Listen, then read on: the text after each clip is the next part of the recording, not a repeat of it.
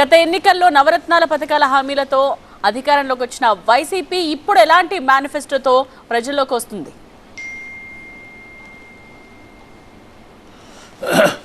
అంటే నవరత్నాలు అనే programme 5 years పూర్తిగా మేము అమలు చేయడం జరిగింది.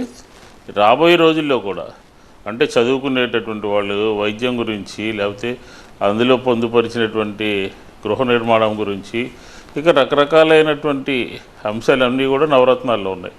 ఈ నవరత్నాలు ఇప్పుడే కాదు, రాబోయే రోజుల్లో కూడా అమలు చేస్తామని చెప్తున్నారు. మా ఎన్నికల మేనిఫెస్టో తయారవుతుంది.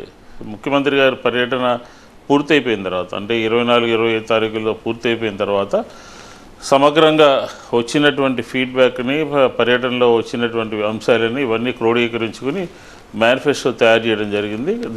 నవరత్నాలతో పాటు గంపగుత్తగా ఫ్యాన్ పార్టీకి పడే అంటే ఓట్లు, ఆ హామీలు ఏమైనా ఉన్నాయండి? అలా ఓట్లు పడే హామీలు ఏమైనా ఉన్నాయా? ఎలా ఉండబోతోంది అంటారు మేనిఫెస్టో? అంటే ఇంకా కొత్త ప్రధానంగా మాకు ఈ నవరత్నాలే దాన్ని రాబోయే రోజుల్లో కూడా అమలు చేస్తామని చెప్పని, దీంతోపాటు కొన్ని అంశాలు ఉంటాయి, కొన్ని ప్రయారిటీస్ కొన్ని మారుతూ ఉంటాయి అన్నమాట. రోడ్లు కానీ లేకపోతే ఇంకా రకరకాలైనటువంటి అంశాలు ఇప్పటికీ చేసినటువంటితో పాటు ఇంకా చేయవలసిన పనులు ఉంటాయి. సెకండ్ ఫేజ్లో అంటే రెండో ప్రభుత్వంలో జగన్మోహన్ రెడ్డి గారు ఖచ్చితంగా అవన్నీ కూడా పూర్తి చేసుకోవడానికి దీంట్లో మనం ఎన్నికల మేనిఫెస్టోలో పెట్టబోతున్నాం అన్నమాట. రేపు 25 తర్వాత ఇదవటం జరుగుతుంది. ఇప్పటికే మా ప్రభుత్వం 5 సంవత్సరాల్లో చేసిన విధంగా ఏ ప్రభుత్వం కూడా, ఏ పార్టీ కూడా గతంలో చేయలేదు. ఎందుకంటే పెద్ద ఎత్తున 2.5 లక్షల కోట్ల పైగా డబ్బులు డీబీటీ ద్వారా నేరుగా అందరికీ కూడా వివిధ రకాలైనటువంటి వర్గాలు సమాజంలో, రైతులు కానీ, మహిళలు కానీ, విద్యార్థులు కానీ, అలాగే వికలాంగులు కానీ, అలాగే ఇప్పుడు పెన్షన్దారులు కానీ, 66 లక్షల మంది పెన్షన్దారులు కానీ, ఇలాగ అందరికీ కూడా ప్రభుత్వం అందుబాటులో ఉండి చేయటం జరిగింది.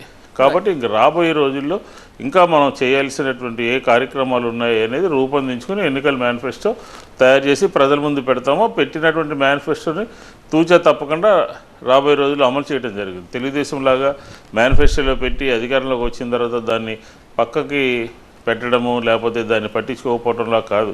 ఏదైతే చెప్తామో, ఏదైతే ప్రజలకి హామీ ఇవ్వడం జరుగుతుందో, ఏదైతే ప్రజలకి చెప్పి ఎన్నికల్లో వెళ్ళడం జరుగుతుందో దాన్ని ఖచ్చితంగా తూచా తప్పకుండా అమలు చేసేటటువంటి కార్యక్రమం జగన్మోహన్ రెడ్డి గారు తీసుకుంటారు అనమాట.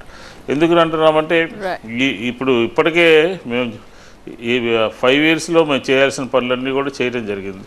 ఇంకా ఏదైనా ఉంటే ప్రజల దగ్గర నుంచి ఫీడ్బ్యాక్ తీసుకున్న తర్వాత రాబోయే 5 సంవత్సరాల్లో మళ్ళీ ఒక ప్రణాళికాబద్ధంగా 5 సంవత్సరాలు ప్రజలకి మరీ ముఖ్యంగా పేదలు కానీ, మధ్యతరగతి వర్గాల వారు కానీ, వారందరికీ కూడా ఊరటనిచ్చేటటువంటి కార్యక్రమాలు కూడా రాబోయేటటువంటి ఎన్నికల మేనిఫెస్టోలో ఉండొచ్చు అని చెప్పని అనుకుంటా ఉన్నాం.